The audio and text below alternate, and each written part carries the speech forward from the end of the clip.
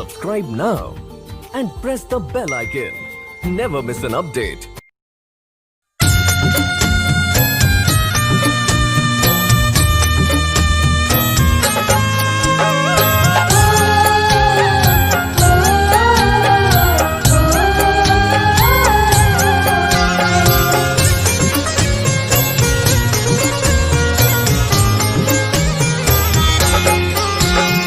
कैसे के करी छठी माई तोहरो बरतिया, कैसे के करी छठी माई तोहरो बरतिया।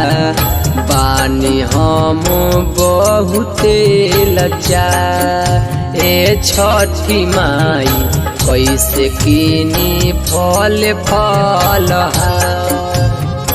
एक त गरीबी दूसरे बाटे महामरिया, एक त गरीबी दूसरे बाटे महामरिया।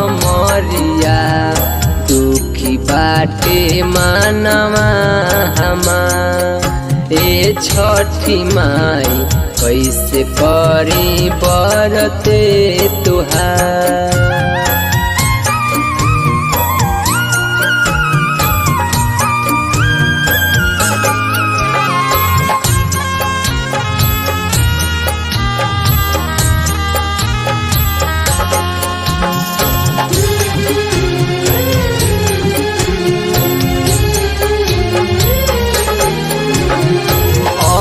बिना छछने माई हमरो परानमा, रोवताटे नन्हका माई भूख के करानमा।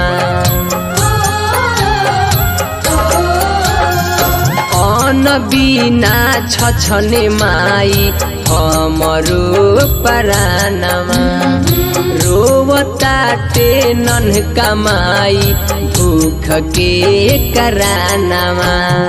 पी पी के पानी भूख मिटाई दिनो रतिया, पी पी के पानी भूख मिटाई दिनो रतिया। झरेला नयनवा हमार ए छठी माई, कैसे करी बरत तुहार।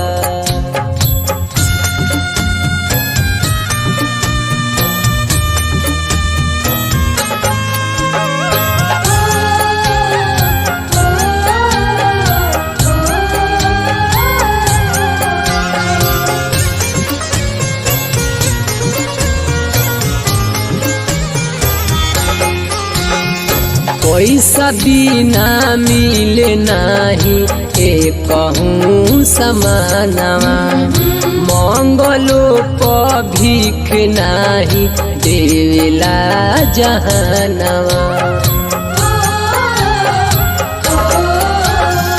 पैसा बिना मिले नाही एक कहूँ समानवा, मंगलो प भीख नाही देवेला जहानवा।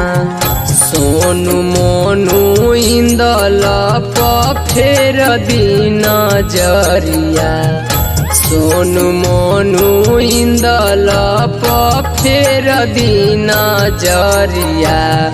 बाड़े सैया हमरो बीमार ए छठी माई, कैसे किनी फल फलहार।